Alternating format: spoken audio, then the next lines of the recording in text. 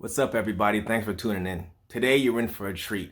One of my favorite people to talk to, one of my smartest, most elite, most illustrious friends, Lillian Taylor Esquire, my attorney, is going to talk to us today about what is legal and not legal in creating content as far as taking other people's movies or clips or stuff like that and using it in your own workspace. You ever seen like how they have like a Tosh.0 or a talk show or something and they have like the little clip of the video playing in the upper corner? How is that legal? How do you access somebody else's material and use it for your own right? She's going to break down exactly how to do that today. Welcome, everyone, to The Game is the Show. I'm your host, Errol Chung. For the last few years, I've been really trying to figure out how to get paid most for doing what I love most around the people that I love to do it with the most. That's just talking. So I think I figured it out. Not just for me, but maybe for you too. We've come up with a super simple system after almost 15 years of trial and error to show you how to create shows from your content quickly, efficiently, and consistently. But instead of just explaining it to you, I'm actually gonna do it live right now and show you how the whole process works on the back end. Every episode will target a brand new audience with a brand new topic that's guaranteed to be something that they wanna know. And at the end, we're gonna show you how to monetize that. If you like this episode and wanna find out more, just stay tuned to the end. I'm gonna give you a full breakdown and links to where to find more information and examples of how we've been doing exactly this. So we met each other 2012, 2014, something around there, with Brian Thompson, Miami Web Fest. Immediate connection, immediate click, right? Just one of the most powerful spirits, like a glowing beacon in the audience. You know what I mean? You talking about Brian or you? You. Listen, Brian's a nice guy. Brian's cool, right? Nothing on you. And again, power packed with beauty attached, right? So we met, we spoke a little bit. You are a blank lawyer. I'm gonna let you fill in the blank so I don't mess up. Trademark, copyright, and licensing. Yeah, I was not gonna get that. Incredible. I've worked with you personally on setting up some licenses and trademark. The walk through the process is very cool. The experience is very cool, and we know that we have the support of a very strong system, right? The trademarks that you put in place are very cohesive to what the ideas are. So very professional. But that's cool. The fun stuff. See, that's it. That's all we're gonna cover, lawyer. The fun stuff, the entertainment. Tell them what you're working on. Just give them a heads up. Just give them a list of the stuff that you've been working on. Okay, so my passion is called The Blooming Zinnies. It's a children's animation series. It's helping kids to deal with their emotions. And it has so many different tangents to it. I'm so excited about the team that I'm working with. They're top notch in their fields. Psychologists, educators, technologists, and just, amazing finance guys. So we have been developing this project for about, 5 years, maybe even more. We're about to go to market with it. We've got a beta ready to be produced, and we're engaging in an equity crowdfunding venture or effort shortly. We just put a down payment on it, and probably in about a month, you might be hearing me knock at your door, giving you an opportunity to jump on board with us. More than happy, absolutely.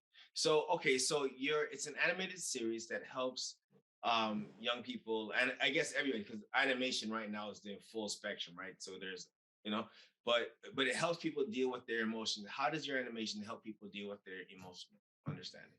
It shows a family that is engaging in, family activities and encountering some sort of a problem.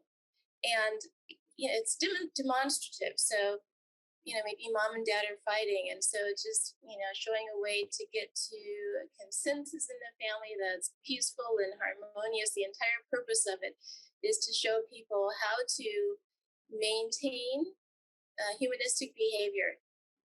Maintain humanistic behavior. Yeah. That's a very scientific way of saying being nice to one another. Yeah, something like that. Listen, there's a science behind everything. I love it. So, okay, so how not to spin out and turn into a jerk in your life. Yeah. Is there a website? Is there a sizzle reel? Is there a hashtag? Is there a name that we can find There you? is. We just took the website down because we're doing a complete revamp. We're going to be launching again in about a month. It will be at the Blooming Zinnies, like zinnia flowers, I guess. Spell it out. Spell it out. Zenies, bloomingzinnies.com. I think you can go to the Facebook, Instagram, and check out some of the really gorgeous artwork that we're going to be working on. Very cool. Very cool. There's always an amazing project that's going on. And for years, it's been, I mean, literally, this is 2022 right now. So it's been about 10 years that we've been friends. And we've worked together on everything from game shows.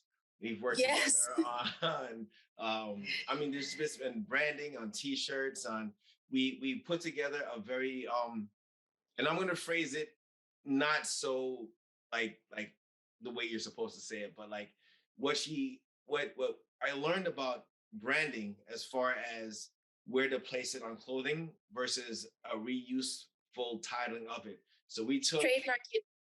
Yes. trademark usage. So Yes. if you have a t-shirt and sweatpants and socks, that's three trademarks. But if you have this other thing, this X thing that she taught me about, you can have that thing as well as all the things attached to it. I'm going to put you back in school. Hey, listen, there is some clever stuff going on with this young lady. I'm very, very happy. So she actually brought a little presentation. I asked her to do a favor for me right now for this episode. And one of the things I wanted to talk about, um, first of all, was the legalities of what we do, right? I don't want anybody to get in trouble. I talk a big game. You know me for a long time. I'm trying to hit the hundreds of millions of billions of dollars of range, right? That's that's where I see people existing. So there's no other place for me but to aim that high. A lot of people are aiming to 30, 40,000, 100,000 to, I mean, I see what's out there. So Lillian is one of the few people that can actually flow with me on a train of thought. So one of the things I wanted to position is shows like Tosh Point oh and shows like ESPN, and these are networks like ESPN. They have content that they speak about. So just like Lillian is positioned here on the side of the screen, on the other side of the screen, they're showing media that was previously captured either on or off their network, and they're talking about it, right? Right. So I want to understand, what does it take? What are the parameters that establish the legalities behind being able to talk about somebody else's stuff? Because if somebody has great content and you can come up and just talk about it and get paid, which is what we help you do, monetize your content, what's to stop you from doing that, right? So Lillian's going to help us understand. I'm going to do the screen. So want me to just put your presentation up, and you want to say a little something first, or what do you want to do? Yeah, put it up. Okay. What I'm going to do is just to introduce some basics about how copyrights work so that you understand what you're looking at and what questions you need to ask yourself as you evaluate each piece of content that you're considering using, and can make your decision about whether you're safe using it or not. You can always call an attorney and ask for an opinion about that, but even that's not necessarily going to get you to what you need to know, and you never really know until you're in the game and somebody's suing you. So hopefully that's never going to happen. So, All right. yeah, that's scary to say it like that way, but it you don't want to, it's okay until it's not. That's not a good way to Well, it's not that. It's not that. You're going to go into more detail than that, but there is going to be an exercise of discretion, and sometimes we get it wrong. As a matter of fact, in the first slide, I'm going to talk about that. Sometimes the Copyright Office even perhaps gets it wrong. There is a large company, let's just say it's an airline or a chicken company or something like that, and they filed their application for a copyright for their logo, and it was rejected. Well, the examiner thereafter was giving a presentation to a bunch of attorneys and talked about that application, and then asked for a show of hands how many attorneys would have granted the registration, and the majority of the attorneys said yes, they felt like that it should have been granted, that there was sufficient creative content. So um, the company refiled. There were some minor differences to the mark, and it actually went through. The copyright office was saying, "Oh well, because you changed this little piece of thing over here, it was allowable." But we kind of suspect that might be because the way the public was coming down on what should have happened. So, can we go to the next slide? Sure, sure, absolutely. Signore? Okay. Okay. All right. So if you are in a position where you're really doubting what you should do, just don't do it. Or to figure out a way to do it that it's not going to get you into any legalities.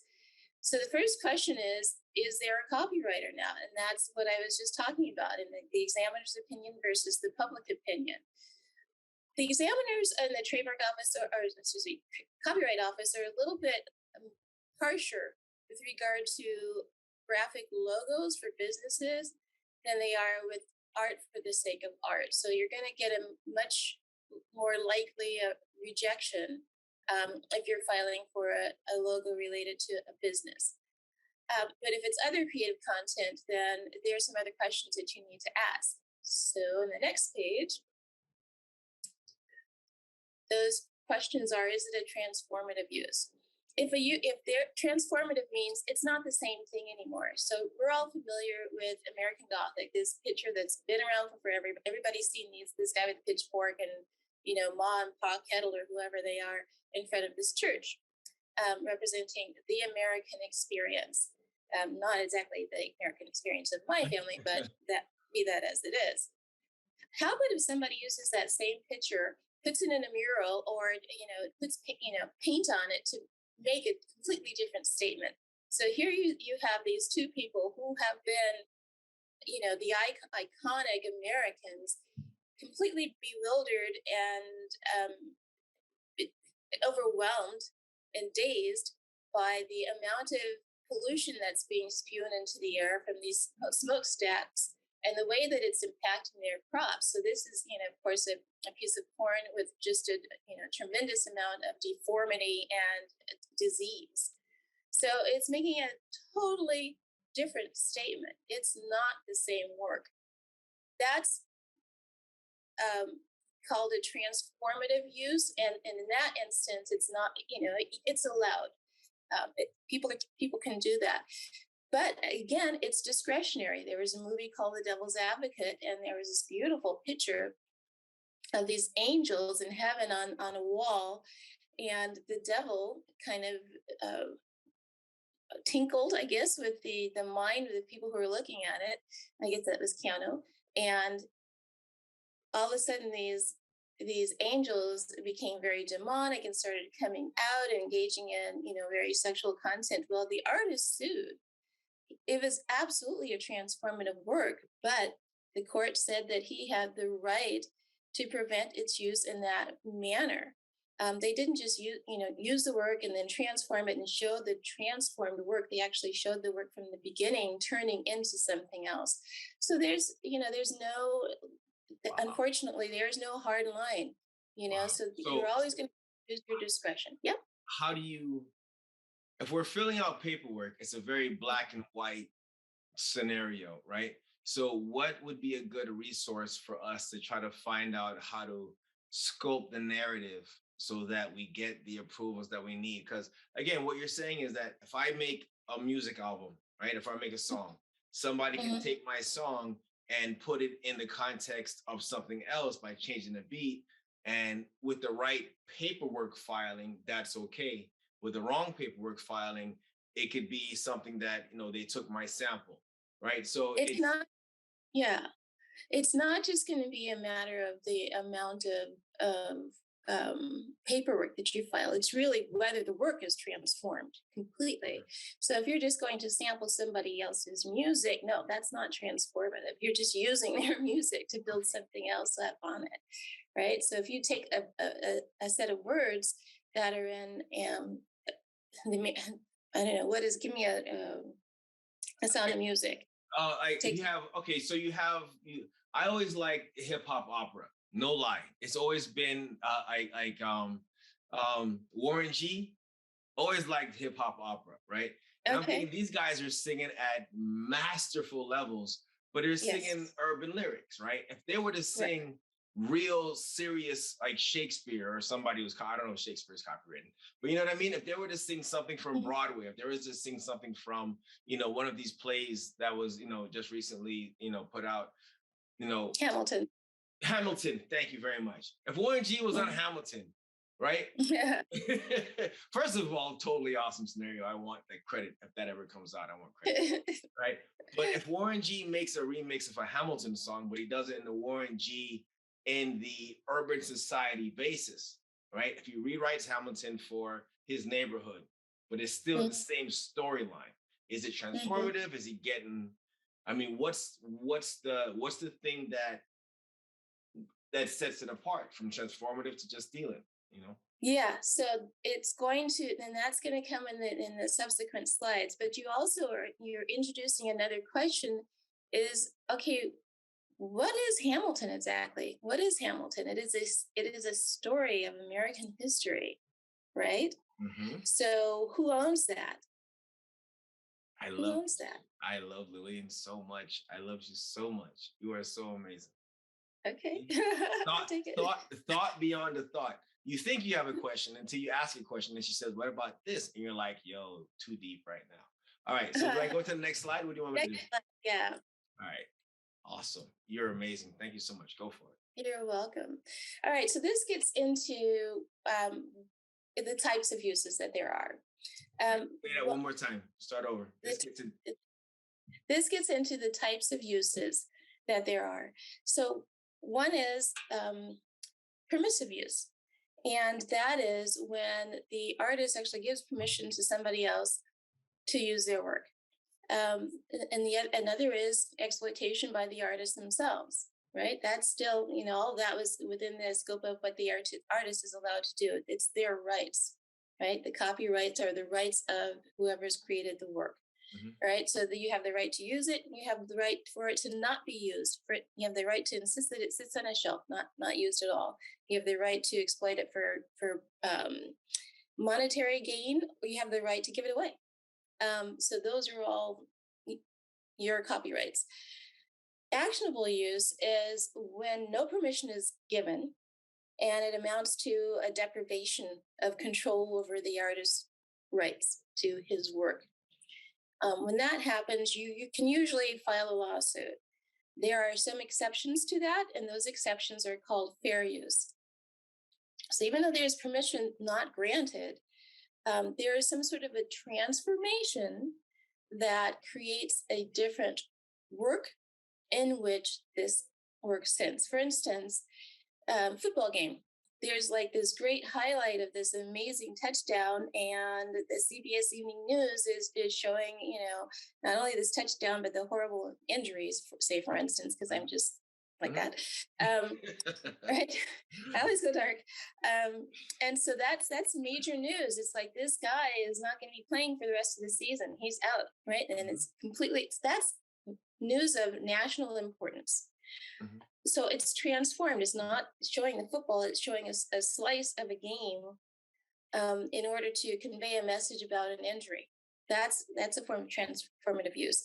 If it's educational, so that you're using the football game to teach about how football is played to a sports league, or to teach about the history of helmet development over the years, and To teach about the how much. concussion ratio.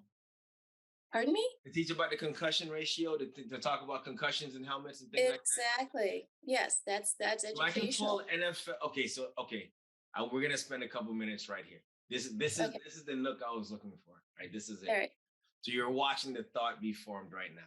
So if I take a piece of content from YouTube and I discuss that content without degrading it by any means, because it's not my personal style, right?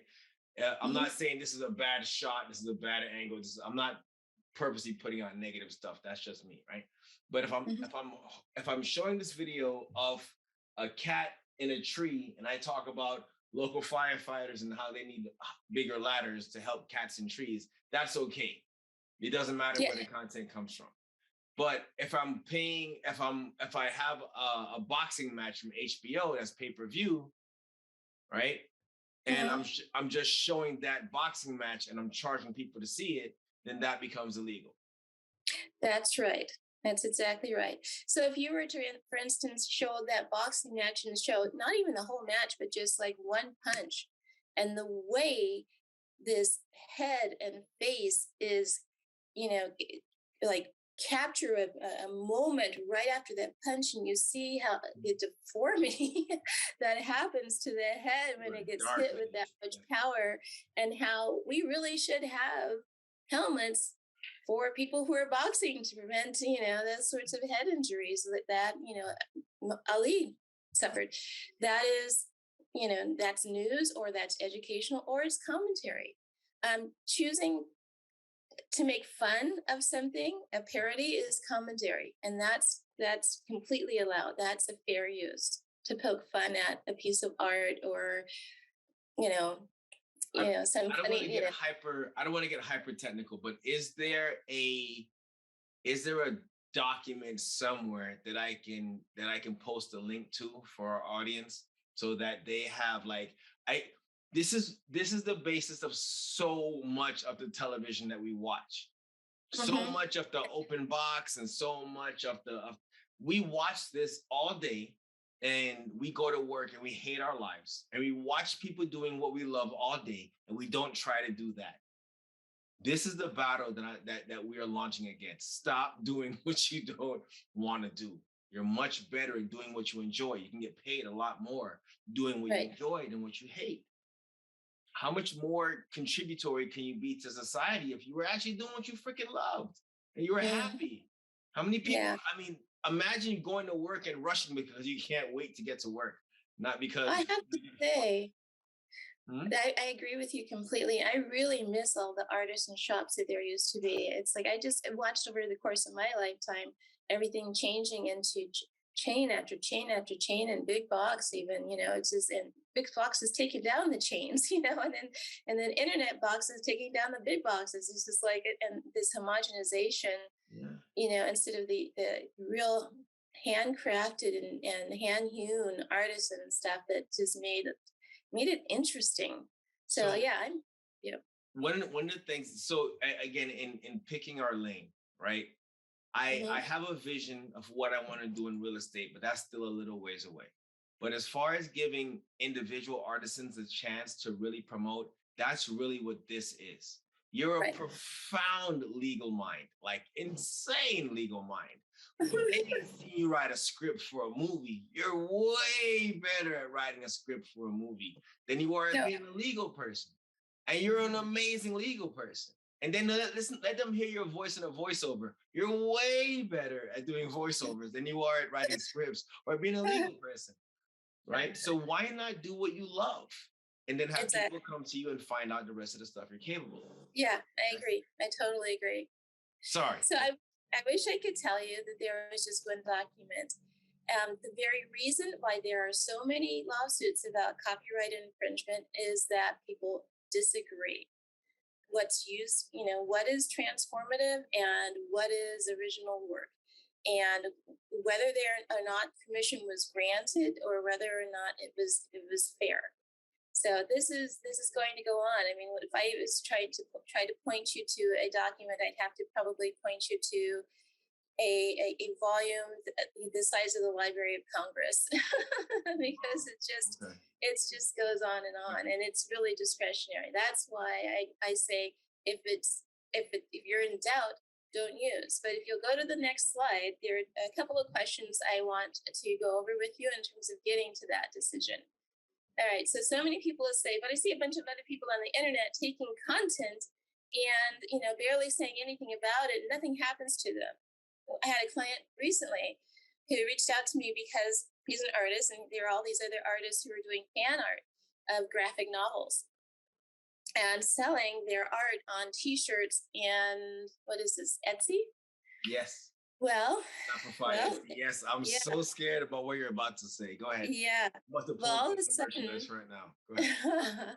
all of a sudden, um, some of the companies that were doing graphic art started getting consolidated. There was all this buying out, and that company hired a law firm specifically to shut that down. So even though nothing was being done about it, and it very frequently happens in the internet, doesn't mean that the rights were not being infringed upon. It just means that they were not being enforced. It's kind of like saying, but other people were speeding, so why am I the one that got the ticket? Well, it's your turn. That's it, right? So that's not going to give you any guidance that other people are doing it. The questions you're going to have to ask is, are you trying to do something transformative? Are you legitimately trying to tell another story? Put something else in front of the mind of the viewer other than a copy of the original artwork? And if so, how much are you using? Are you using just a slice to tell your story, or are you using the entire thing? And how much is necessary? If it's necessary to use the entire thing because you're writing a book, for instance, about a script, then yeah, you're going to put the entire script in there and you're going to be commenting throughout it. However, if you're only making comments about, one particular phrase in that script, or yeah, that's good. One particular phrase in that script or one particular character, and there's only 10 pages in that script where that character appears, you would not copy the entire script and put it in your book. You would copy just that amount that is necessary in order for you to be making the comments that you want to make about the psychology of that character. So, those are the two major questions. Are you legitimately using it for transformative use? How much of it are you using? And is that much necessary? So If you have a doubt, then call back or ask for permission. how do I ask for permission? So you need to identify who the owner is.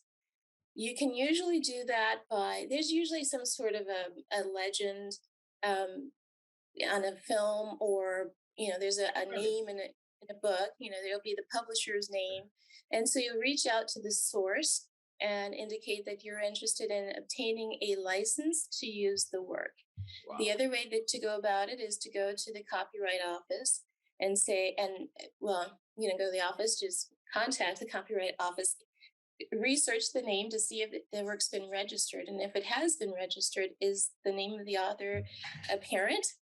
And if you can't find the information on the internet, you can actually send an inquiry to the copyright office to do the research for you, which is going to cost you some money to locate that information and then contact that person and say, I want to use it for this particular purpose. This is how much I want to pay, or I'm wondering if you'll just grant a license for it. And I've done that. I mean, I found photos on the internet that I wanted to use for a business card, and I traced it back and found who the artist was, and told him, and he was just flattered, and it's like, yeah, go ahead, just get it in writing. That's all I'm asking. Get it in writing. Get it right. Okay. So parlay for a moment, commercial break for a moment. I would love to have you as a regular correspondent on my show.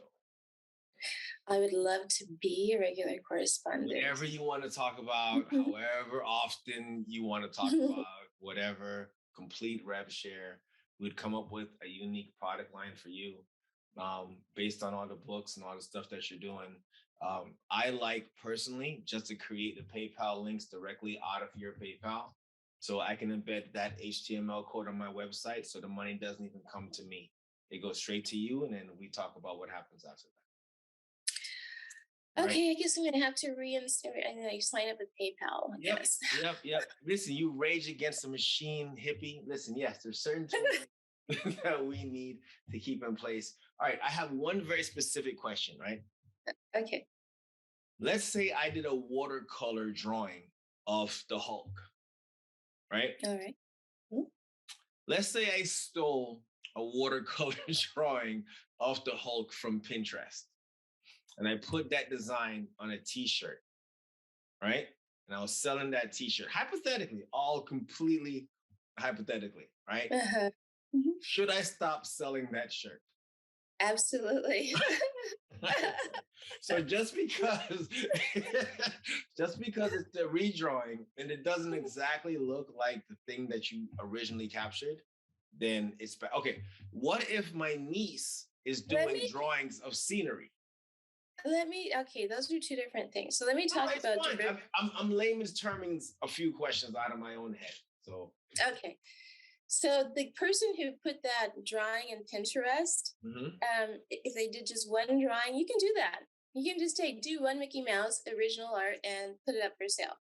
The minute you start making copies of it, then that's a kind of what's called a derivative work. If you want to exploit derivative works, for instance, making copies, then you have to get permission from the original I'm gonna write owner. that one down. Created Derivative it. works. Derivative is it derived from the original? And the way that you answer that question is by asking, would someone looking at it recognize it as the Hulk?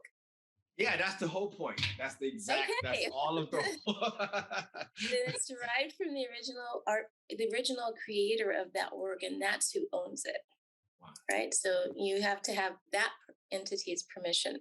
And as so far as the knockout was concerned, yeah, I would not even go there. Just do your own work, right? So, Or so, so hire I want, someone to do something similar. Yeah, I want you right. guys. Okay, we're gonna talk about that. We're gonna talk about hiring somebody and what that means, right?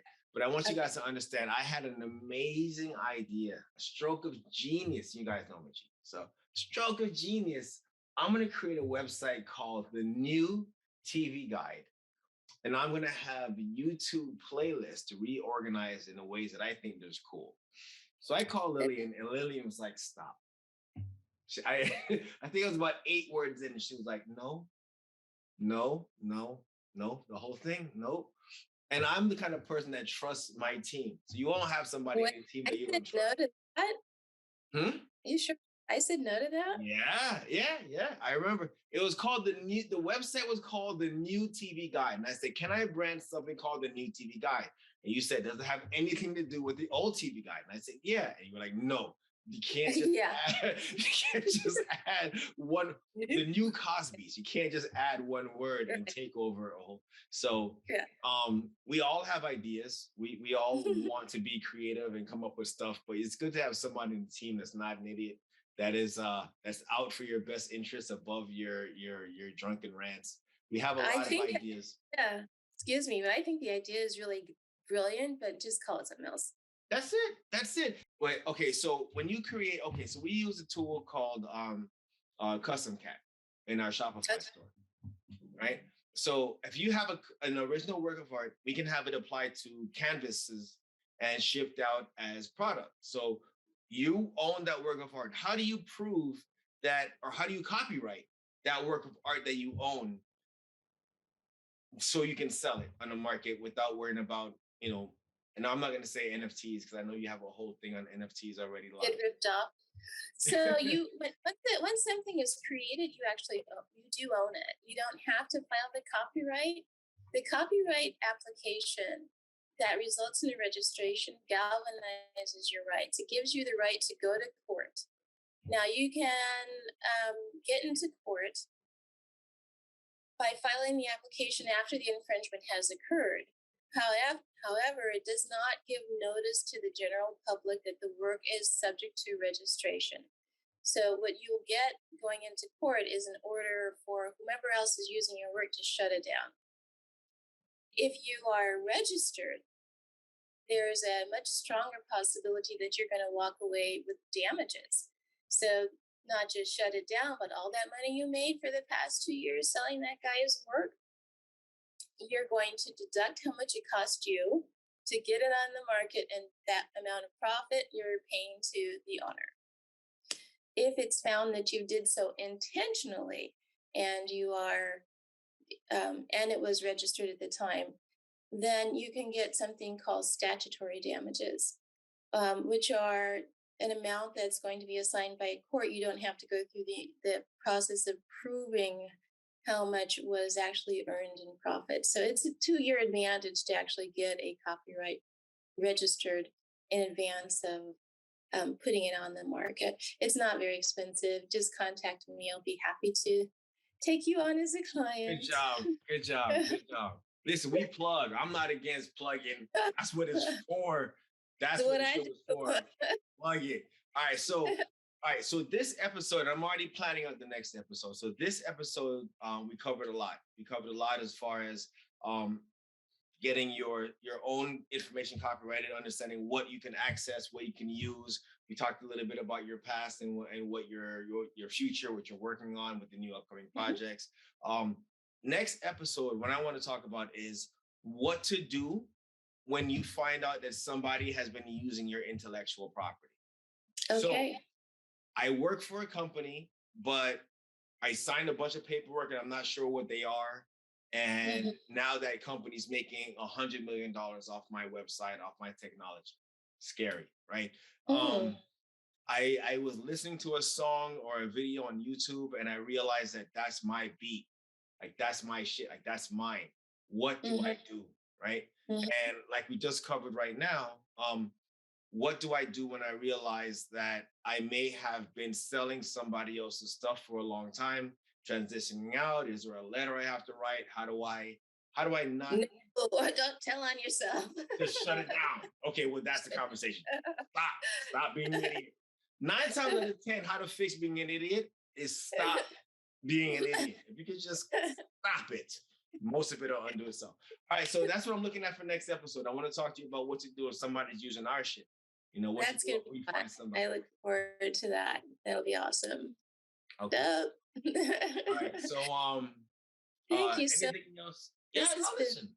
Sorry. way fun. I always love talking to you. You always have me giggling. It's the best. I love it. It's so easy to have fun. And Yeah. you do have a dark side. Listen, we're gonna plug your book. We're gonna do the commercial for the book. We're gonna do that creepy ass book signing that you did. Out of the mo. Listen, amazing. I have when you see her original video, she has this long down to her butt locks. That she has these beautiful locks going all the way down. And listen, I'm up for the next chapter. Let's see aerodynamic. Just there's gonna be somebody jumping out of a plane and doing scuba diving. That's all I see is coming. Hey, get ready for it. That's all I got to say. It's coming. All right, my love. Thank you so much for joining us. This is Lillian Taylor, Esquire. Um, amazing attorney, amazing friend, creative artist, designer, voiceover specialist, producer, contract negotiator, everything. All right. All right. Thank you, love. Have Take a it good one. easy. All right. So if you can probably notice, getting Lillian to open up and talk about her ideas and her knowledge and the show she's working on and her projects, it's not really difficult. People want to talk about the things that interest them the most. It just so happens that I love Lillian. She's amazing, and the stuff she's working on are always crazy cool. So that's one of the things that you have to think about when you're asking people to come on your board, your show, to do interviews with you. What are they working on? What are the things that are special to them? These are the things that make you special to them, and this is why they'll come on board your show. It's not so much the exact exchange of audience and revenue and things like that.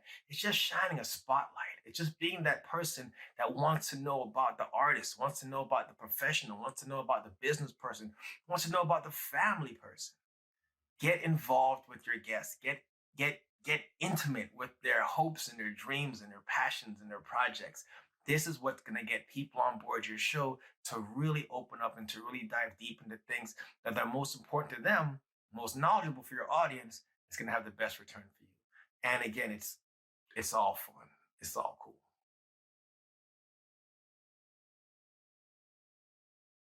What this is gonna be fun for us. I know you love this type of shit, okay? So don't even stress it. I know it's gonna be dope, right?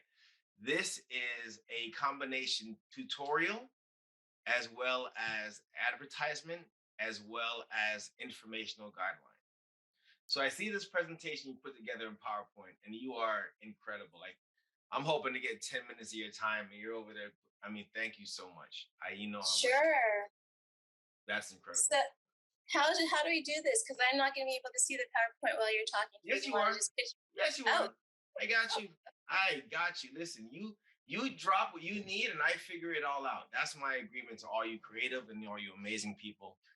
Okay. I am but cerebral. I am but the system. That's it. You guys are autopilot, right? So I want to talk to you a little bit yourself and get to know you a Okay. little bit more. I want to show you how to host a podcast, I right? know how. Okay. I want to show you how to monetize a podcast. Okay. Okay. Very different. Monetize, right? You know me. And at the same time, I want to go over the information that you provided as far as literature and information to help the people that are going to watch it. So this is going to be like a little bit of a triple decker, right? But I got your Okay. back the whole time.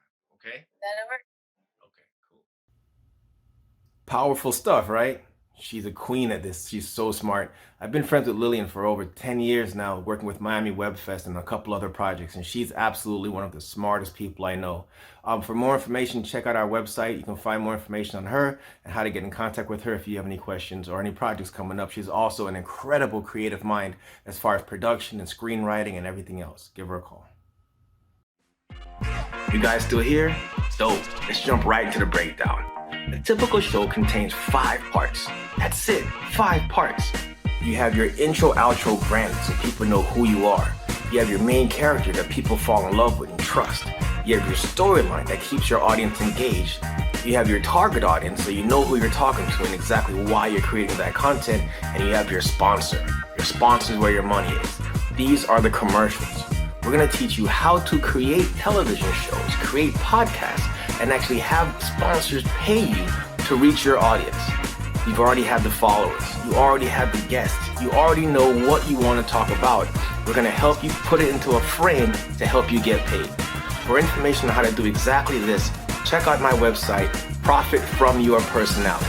That's profitfromyourpersonality.com. The full breakdown, everything is there that you need. I hope to see you again on the next show. Keep it live.